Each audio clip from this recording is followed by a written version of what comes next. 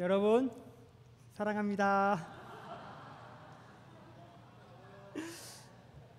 이번 수양회 우리 소감 들으면서 저는 참 이렇게 아픈 영혼들을 보내주시고 정말 이분들을 치유하시기 위해서 예수님이 십자가를 주셨구나, 그걸 많이 느끼면서 귀한 수양회라고 저는 느꼈습니다.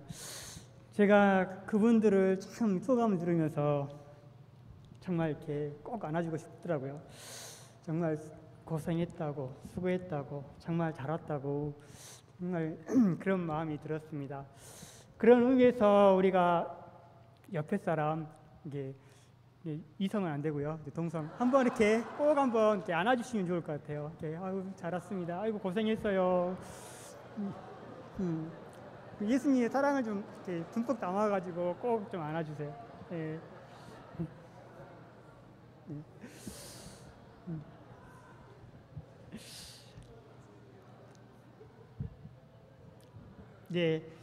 오늘 말씀은 예수님의 십자가입니다.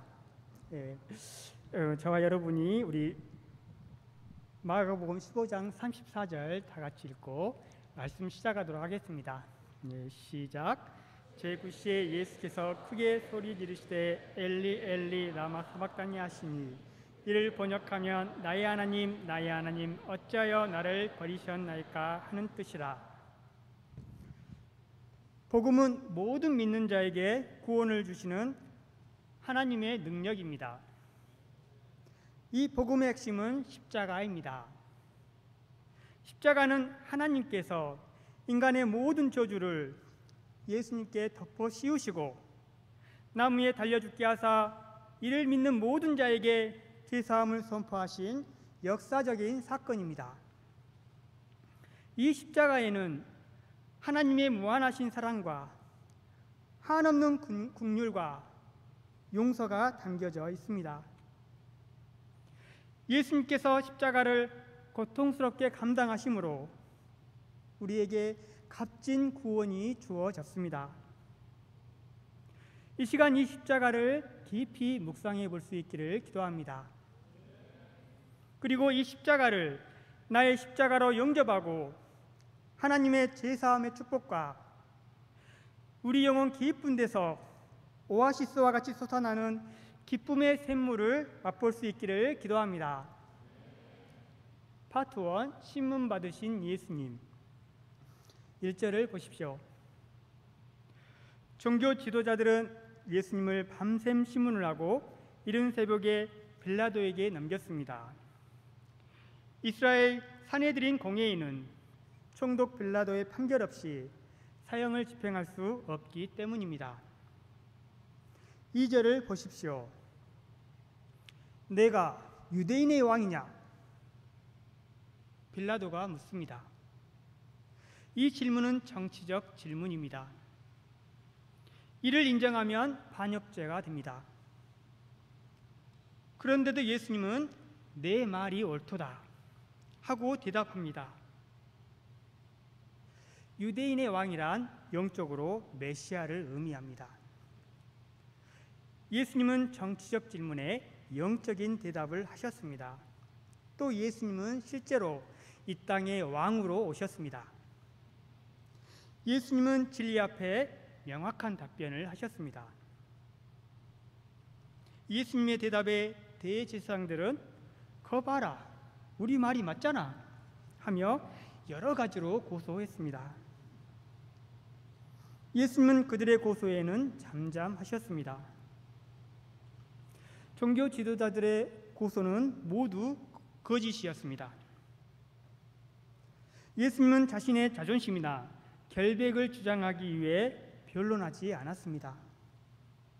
예수님은 오직 하나님의 일과 구속 역사를 완성하는 일에 온전히 집중하셨습니다. 이를 보다 못한 빌라도가 묻습니다. 아무 대답도 없느냐? 그들이 얼마나 많은 것으로 너를 고발하는가 보라. 예수님은 도수장으로 끌려가는 어린 양같이 그 입을 열지 않았습니다. 명절에 백성이 요구하는 제수 한 명을 놓아주는 특별 사면이 있는데 그때 마침 바라바가 있었습니다. 바라바는 이스라엘의 독립운동가로 로마 제국에 맞서 싸우다 로마 군인을 죽이고 체포된 자였습니다. 그는 십자가형을 기다리고 있습니다. 9절을 보십시오. 빌라도가 대답하여 이르되 너희는 내가 유대인의 왕을 너희에게 놓아주기를 원하느냐? 빌라도는 대제사장들이 예수님을 시기하여 죽이려고 하는 것과 예수님에게 아무 죄가 없음을 알았습니다.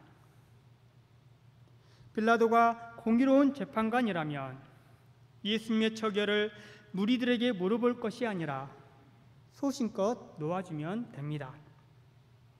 그러나 그는 종교 지도자들의 반발을 두려워하여 예수님에게 무죄 판결을 내리지 못했습니다. 그는 백성들의 요구 때문에 어쩔 수 없이 예수님을 석방하는 것처럼 하여 종교 지도자들의 반발을 막고자 하였습니다. 그러나 결과는 그의 뜻대로 되지 않았습니다. 대제사장들이 무리를 충동하여 도리어 바라바를 놓아달라 하였습니다. 빌라도는 몹시 당황하여 그러면 너희가 유대인의 왕이라 하는 일을 어떻게 하랴?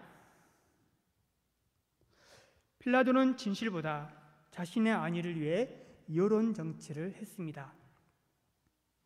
무리들은 소리칩니다. 그를 십자가에 못 박게 하소서. 빌라도는 무리들의 말을 듣고 더욱 놀라 어찌미냐? 무슨 악한 일을 하였느냐? 하고 반문합니다. 그러나 무지한 무리들은 더욱 소리질러 십자가에 못 박게 하소서 하였습니다. 15절을 다 같이 읽어보겠습니다. 시작. 빌라도가 무리에게 만족을 주고자 하여 바라바는 놓아주고 예수는 채찍질하고 십자가에 못 박히게 넘겨주니라.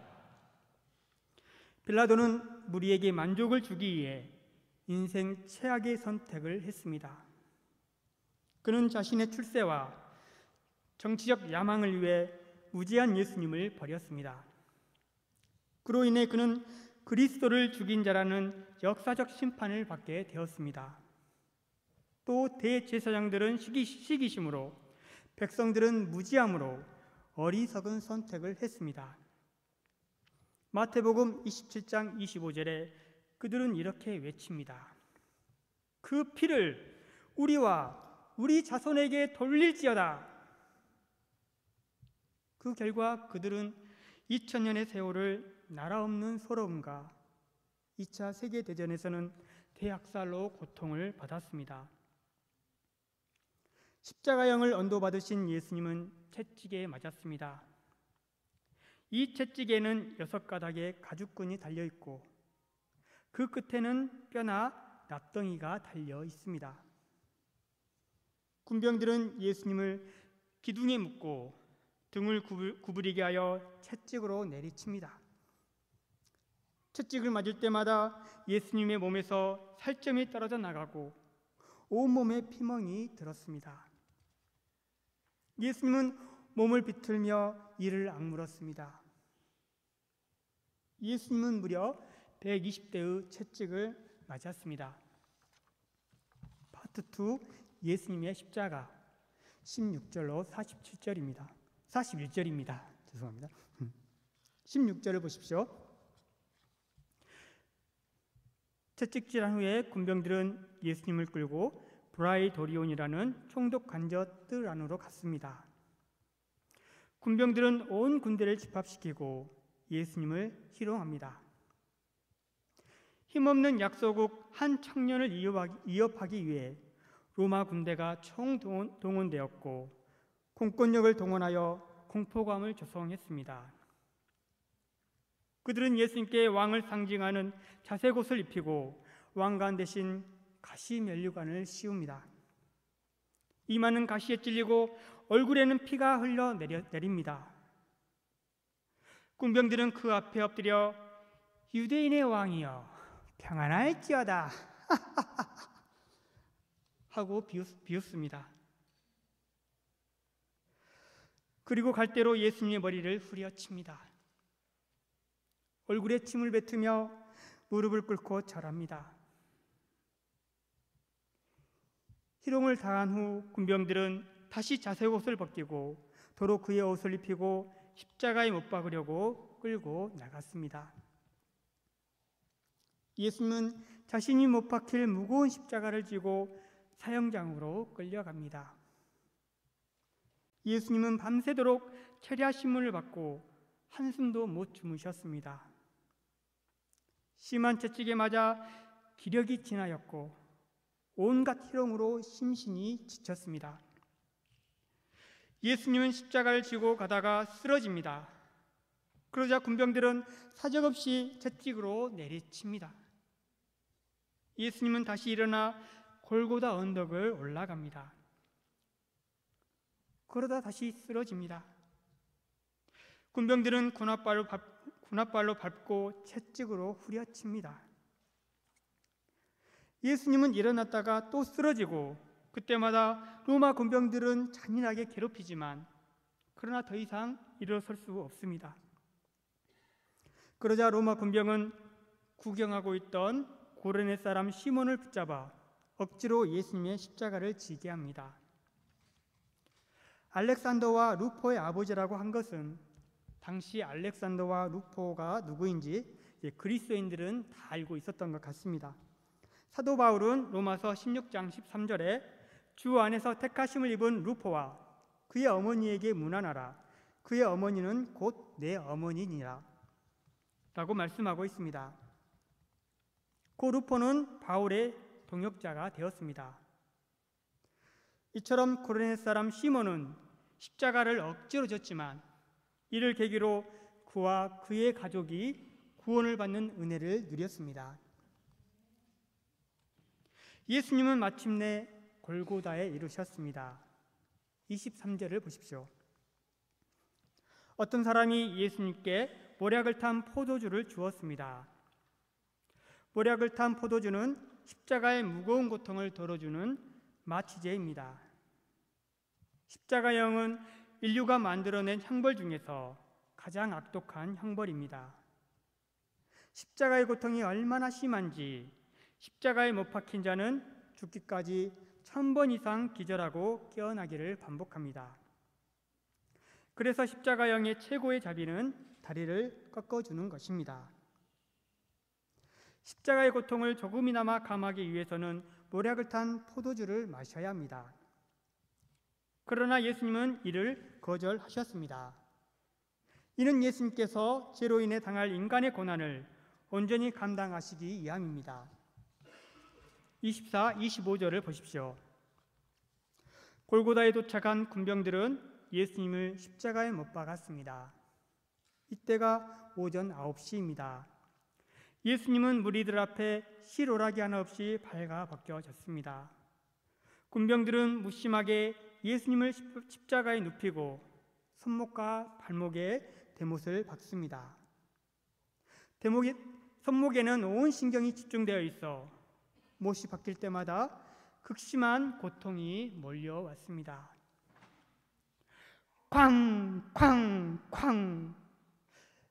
망치 소리가 온 산에 메아리쳤습니다. 손목과 발목에는 붉은 피가 솟구쳐 흐릅니다. 예수님은 온몸을 비틀며 비명을 지릅니다. 우리는 그 고통을 상상할 수 없습니다.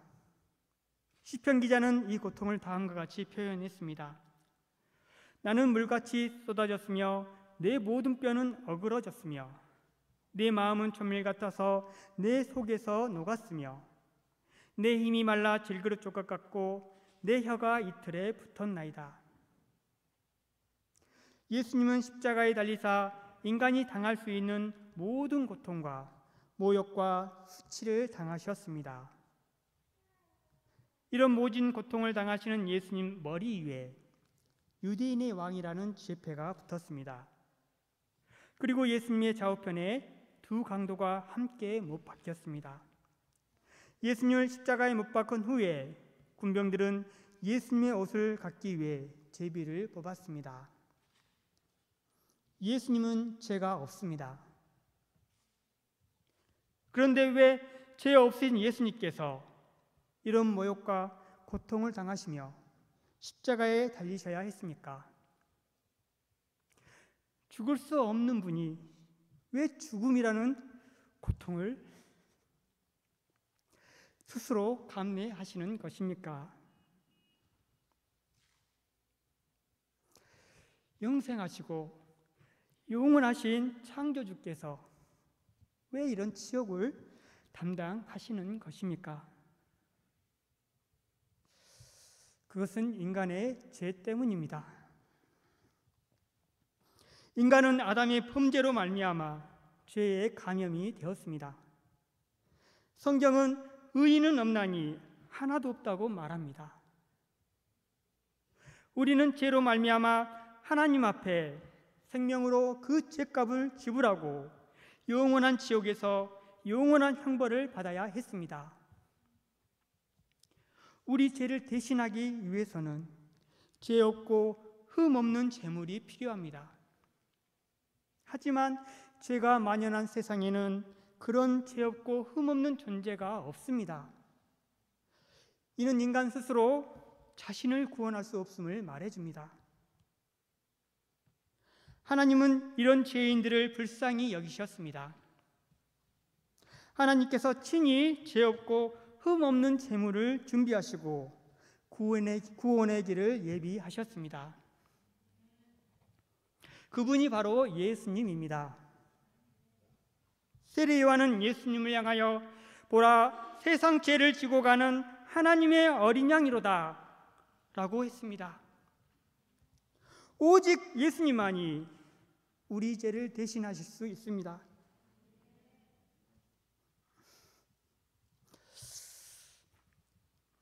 오직 예수님이 하나님의 어린 양이 되실 때 우리의 죄가 사해질 수 있습니다.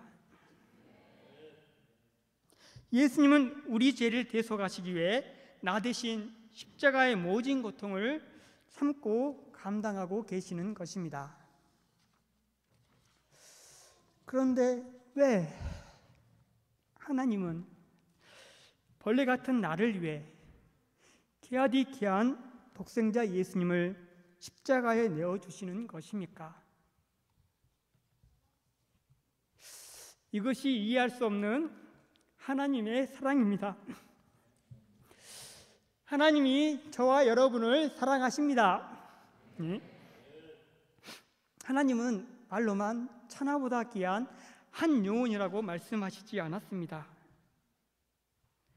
하나님께서 우리를 얼마나 귀하고 존귀하게 여기시는지 십자가가 증명합니다. 그분은 친히 독생자를 넣어주심으로 우리를 향한 사랑을 보이셨습니다. 로마서 5장 8절은 말합니다. 우리가 아직 죄인 되었을 때 그리스도께서 우리를 위하여 죽으심으로 하나님께서 우리에 대한 자기의 사랑을 확증하셨느니라. 하나님은 우리가 사랑스러울 때 사랑하신 것이 아니라 우리가 하나님과 원수 되었을 때부터 우리를 사랑하셨습니다. 하나님은 자신의 목숨을 내어주기까지 우리를 사랑하십니다. 하나님은 한 사람도 심판에 이르지 않고 구원받기를 원하십니다. 사랑하는 자들이 온전히 구원에 이르기를 간절히 바라고 계십니다. 하나님은 죄는 증오하시지만 죄인은 사랑하십니다. 이 하나님의 애틋하고 간절한 사랑이 느껴지십니까? 하나님은 한 사람이라도 더 구원하시고자 오래 참고 기다리고 계십니다. 우리가 더 늦기 전에 이 십자가의 사랑을 깨닫고 십자가를 영접할 수 있기를 기도합니다. 아멘. 29, 32절을 보십시오. 지나가는 자들이 자기 머리를 흔들며 예수님을 모욕합니다. 하하, 성전을 헐고 사흘에 짓는 자여, 내가 너를 구원하여 십자가에서 내려오라. 대제사장들도 서기관들과 함께 희롱했습니다. 저가 남은 구원하였으되 자기는 구원할 수 없도다. 뿐만 아니라 함께 달린 강도까지 모욕했습니다. 이스라엘의 왕 그리스도가 지금 십자가에서 내려와 우리로 보고 믿게 할지어다. 사람들의 비난에도 예수님은 묵묵히 십자가를 지셨습니다. 예수님은 능력이 많으신 분이십니다.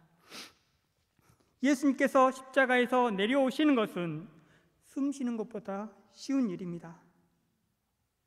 당장 십자가에서 내려오면 자신을 구원할 뿐만 아니라 모든 사람 앞에 하나님의 아들로 인정받을 수 있습니다. 그러나 예수님께서 이 땅에 오신 목적, 인류 죄 문제는 영원히 해결할 수 없습니다. 사탄이 무서워하는 것은 바로 예수님이 하나님의 어린 양으로 이 십자가를 온전히 감당하는 것입니다. 예수님께서 인류의 죄 문제를 해결하는 것입니다. 그래서 사탄은 수단과 방법을 가리지 않고 예수님을 고난 없는 영광을 누리도록 유혹했습니다. 하지만 예수님은 온유하시고 겸손하셔서 사탄의 유혹에 넘어가지 않았습니다. 예수님은 하나님의 뜻 외에 자신을 드러내고자 하지 않았습니다. 예수님은 자신을 조롱하는 죄인들을 증오하기보다 도리어 자기들의 하는 것을 알지 못하는 무지한 그들을 불쌍히 여기셨습니다. 예수님이 못 박히신 지 약 3시간이 지났습니다. 예수님은 3시간 동안 무서운 고통에 시달렸습니다. 제6시 곧 낮 12시가 되자 온 땅에 칠흑 같은 어둠이 임했습니다. 이 어두움은 고통당하시는 아들을 참아 볼 수 없는 하나님 아버지의 심정이 나타나 있습니다. 오후 3시가 되자 예수님은 크게 부르짖었습니다. 34절을 다 같이 읽어보겠습니다. 시작. 엘리 라마 사박다니 하시니 이를 번역하면 나의 하나님 어찌하여 나를 버리셨나이까 하는 뜻이다. 엘리 라마 사박다니, 나의 하나님 어찌하여 나를 버리셨나이까. 이 부르짖음은 하나님께 버림받는 그리스도의 고통스러운 절규입니다. 하나님은 예수님께서 세례를 받으실 때 너는 내 사랑하는 아들이라 내가 너를 기뻐하노라 말씀하셨습니다. 그러나 이제 사랑하는 아들이 고통으로 부르짖어도 하나님께서 응답하지 않습니다. 아들의 신음소리를 외면하십니다. 왜 하나님은 아들의 고통을 외면하셔야만 하는 것입니까? 하나님으로서는 모든 것이 가능하니 십자가 없는 구원의 길을 만들면 되는 거 아닙니까? 이는 하나님을 잘 몰라서 하는 말입니다. 하나님의 성품은 사랑이시지만 또한 공의의 하나님이기도 합니다. 우리가 하나님을 믿고 신뢰할 수 있는 것은 그분의 말씀이 1.1획도 땅에 떨어지지 않고 반드시 이루어지기 때문입니다. 하나님은 약속하시고 그 약속을 반드시 이루시는 분이십니다. 그런데 하나님께서 상황에 따라 약속을 이랬다 저랬다 하시면 우리는 하나님을 믿고 신뢰할 수 없습니다. 공의의 하나님이 될 수 없습니다. 성경은 죄의 삭은 사망이라고 말씀하고 있습니다. 죄는 대가를 지불해야 합니다. 공의의 하나님은 그 대가를 반드시 요구하십니다. 하나님은 죄의 결과가 얼마나 무섭고 처참한지 그 아들을 통해 보이셨습니다. 또한 우리를 대신하여 그 아들을 십자가에 매달아 죄의 대가를 지불하셨습니다.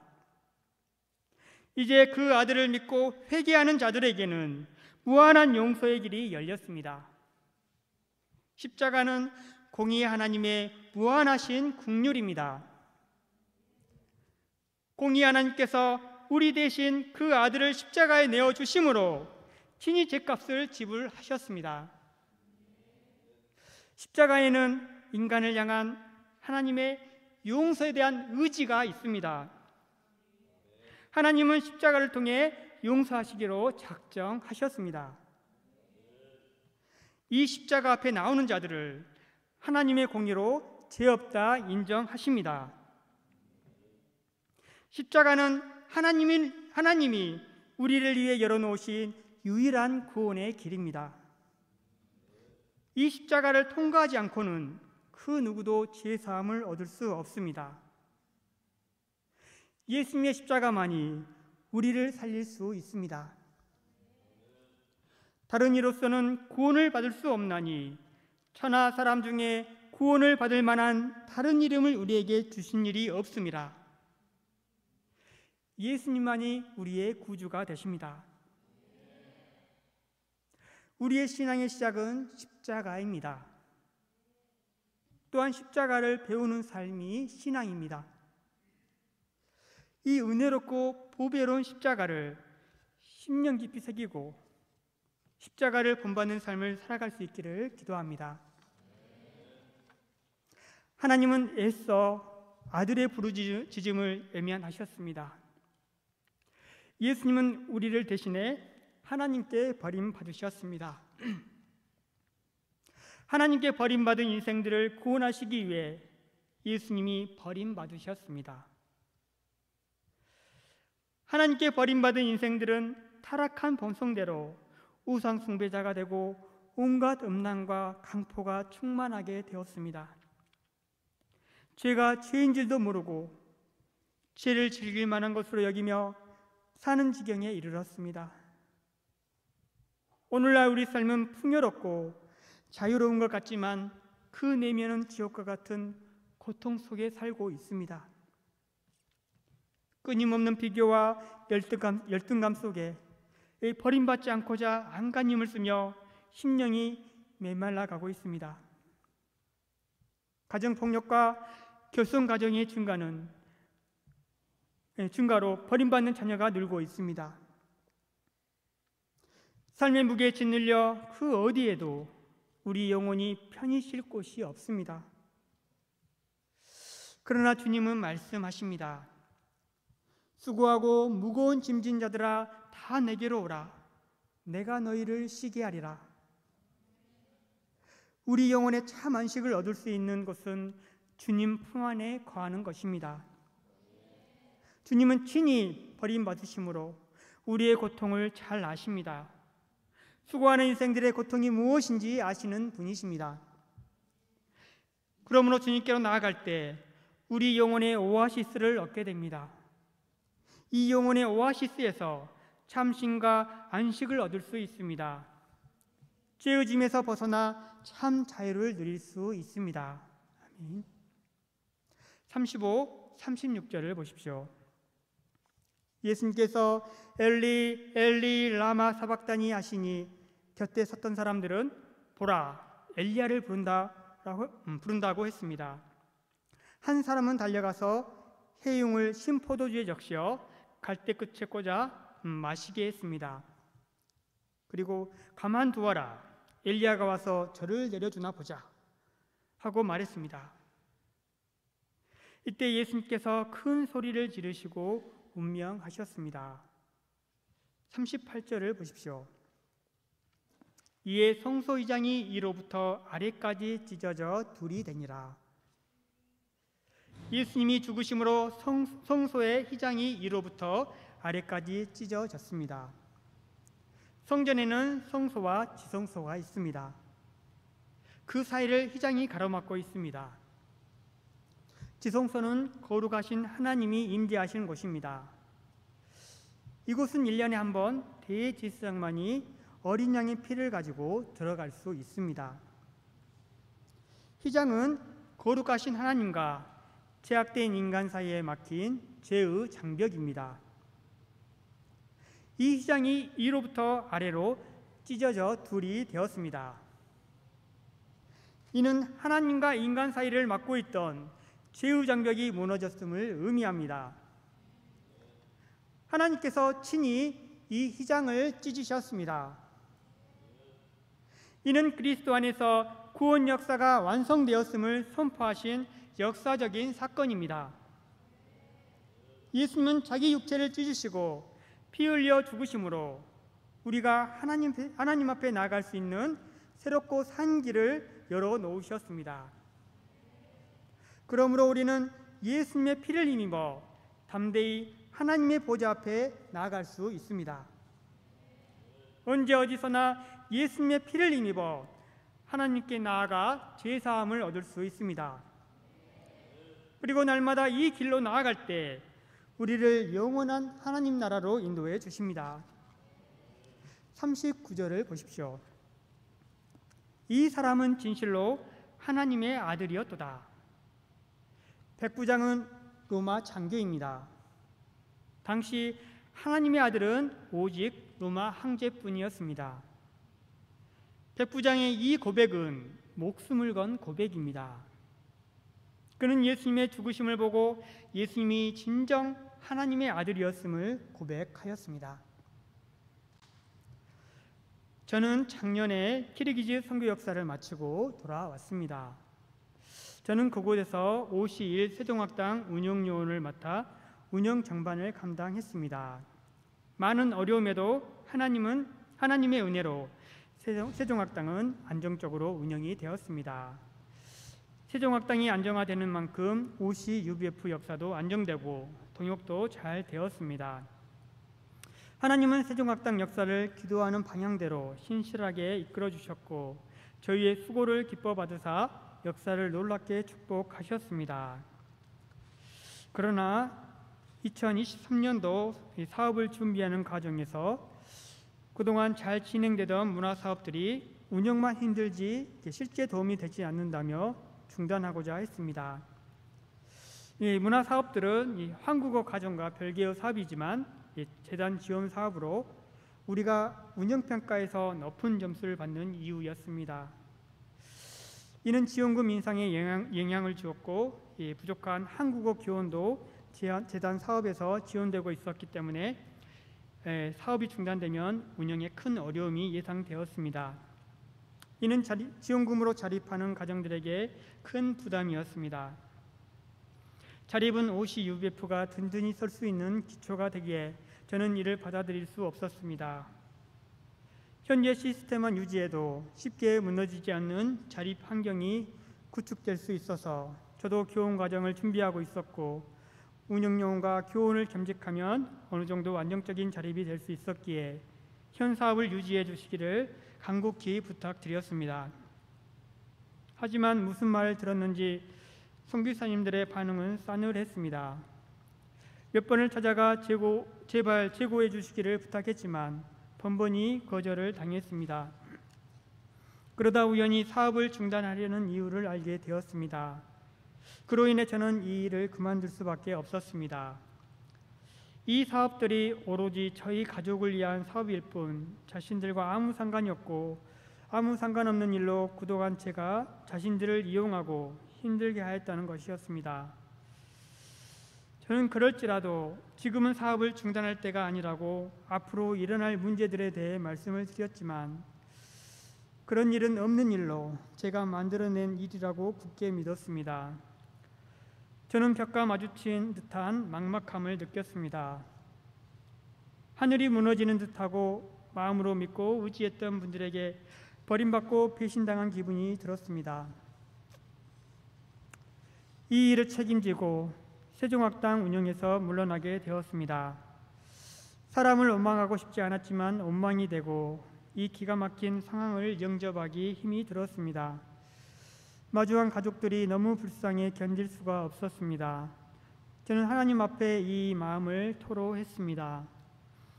저는 아비가일 동역자에게 어쩌면 우리가 한국으로 돌아가게 될지도 모르겠다고 이야기했습니다. 며칠 후 기도 모임에서 우리 가족의 방향을 위해 기도 부탁을 할 때 은송이가 지적 장애를 앓고 있고 케어가 필요하니 한국으로 돌아가는 게 좋겠다고 한 목자님이 말씀하셨습니다. 저는 이 방향에 따라 한국에 돌아오게 되었습니다. 막막할 것 같았던 한국 복귀는 마음을 비울 때 도리어 홀가분했습니다. 선교 역사를 마무리하며 지난 5년간을 돌아볼 때 하나님 앞에 후회 없이 살았다고 고백할 수 있었습니다. 비천한 자를 영광스러운 하나님 나라 선교사로 사용하여 주시고 놀라운 일들을 이루신 것에 감사했습니다. 그러나 버림받고 배신받았다는 상처로 인해 한동안은 분노 가운데 살았습니다. 사람들을 찾아가 하소연을 하고 선교사님들을 비난했습니다. 선교사님을 비난하면 제 속이 시원할 줄 알았는데 오히려 누워서 침 뱉는 듯한 수치가 느껴졌습니다. 또 이 가정들을 사랑하는 동역자들에게 또 다른 상처를 주고 있었습니다. 저는 이 문제를 하나님 앞에 들고 나갔습니다. 사람을 바라볼 때 마음이 한없이 시끄럽고 분노가 들끓었지만 하나님을 바라보니 제 마음에 평안이 찾아왔습니다. 하나님의 강한 손이 저희를 보호하셨고 얼마나 안전하게 저희를 정착시켰는지 돌아보게 하셨습니다. 하나님의 은혜가 저희와 함께 하심을 바라볼 때 안심이 되었습니다. 자녀들도 많은 어려움이 있었지만 착실하게 정착하였습니다. 첫째와 둘째는 처음 심리 상담에서 지적장애 수준의 점수를 받아야 했는데 낭망하기보다 우리가 문제를 알았으니 함께 치료해 가자며 격려할 때 아이들도 학교에 잘 적응했고 자신의 부족함을 알고 더욱 열심히 생활하였습니다. 친구를 사귀고 주도적으로 자율활동을 해내는 모습을 볼 때면 당연한 것임에도 마음이 감격스럽고 감사가 되었습니다. 셋째와 넷째도 학교 생활을 즐겁게 잘 하였습니다.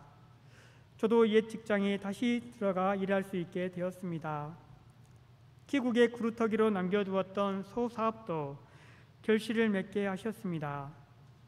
하나님은 우리의 삶에 소소한 기쁨을 주시고 키국의 상처에서 우리를 구원하시고 치유해 가셨습니다. 저는 선교사님들의 행동과 그 마음을 이해할 수는 없었지만 하나님은 그분들을 불쌍히 여기도록 하셨습니다. 하나님은 그분들의 헌신과 수고를 기억하고 계셨습니다. 제가 누군가를 정죄하고 판단할 자격이 없음에도 그동안 선교사님을 원망하고 분내며 정죄했던 죄를 예수님의 보혈을 의지하여 회개하였습니다. 그럴 때 하나님은 지난 5월에 키국을 방문하게 하시고 선교사님들과 은혜의 교제를 나누게 하셨습니다. 선교사님들도 이 사건을 통해 많은 것을 생각하신 것 같았습니다. 하나님 앞에 회개하고 겸비하고자 하시는 그분들을 바라보며 감사했습니다.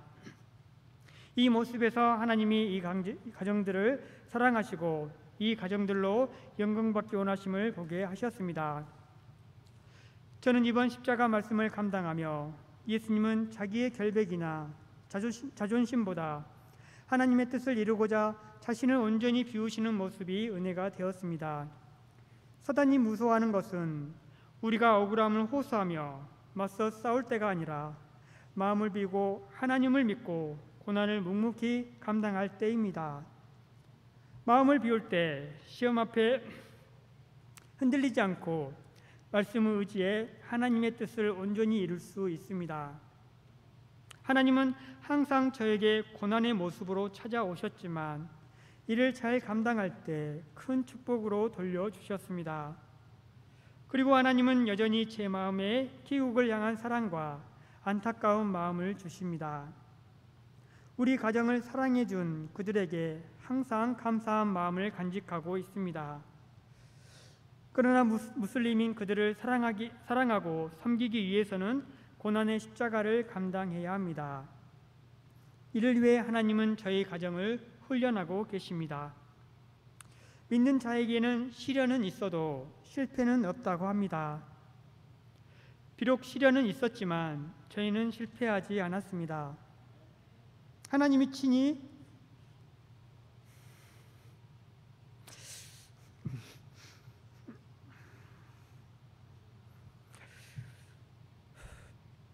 우리 가정을 인도에 가고 계시기 때문입니다. 그런 의미에서 기국소 사업의 결실은 제게 큰 의미가 있습니다. 이는 기국 지역 공동체에 제가 한 일원으로 인정되는 의미가 있기 때문입니다.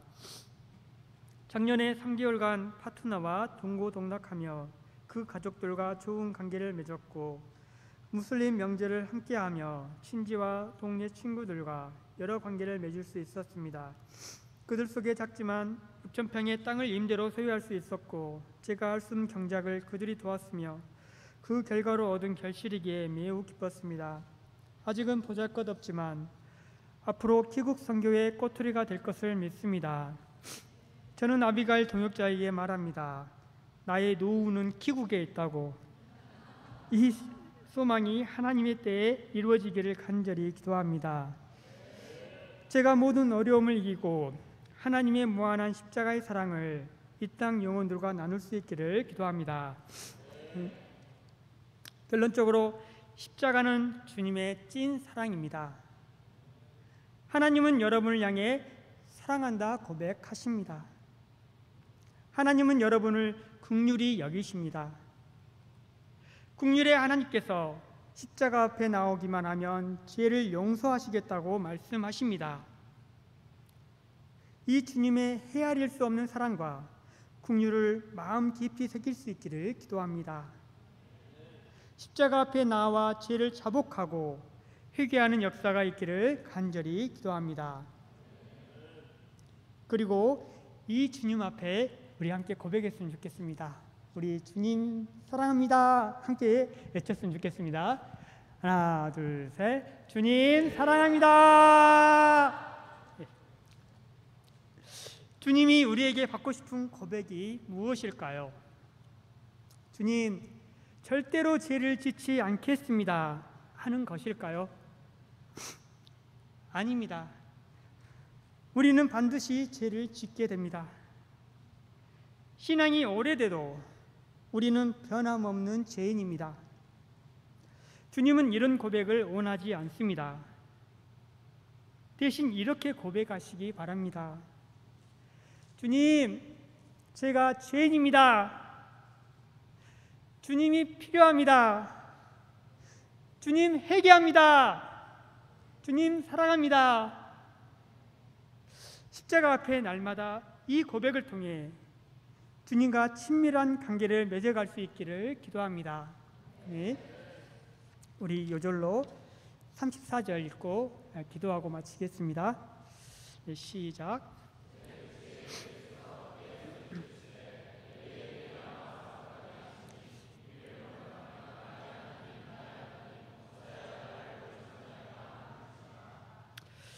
네, 사랑과 은혜가 충만하신 하나님 아버지 감사합니다. 정말 죄인들을 위해서 정말 독생자 예수님을 내어주시고 십자가에 못 박혀 죽게 하심으로 우리의 죄를 사하여 주셔서 감사합니다. 이 하나님의 크신 사랑과 그 긍휼을 저희가 외면하지 않게 하시고 십자가를 심령 깊이 영접할 수 있기를 간절히 기도합니다. 이 십자가 앞에 우리의 죄인됨을 깊이 고백하고 죄사함을 누릴 수 있게 도와주시기를 간절함으로 기도합니다. 하나님 아버지, 비천한 자에게 귀한 말씀 주셔서 감사합니다. 이 말씀이 제 심령에도 큰 은혜가 되게 하시고 이 십자가를 붙들고 제가 삶 속에 승리할 수 있게 도와주시기를 기도합니다. 예수님 이름 기도합니다. 아멘.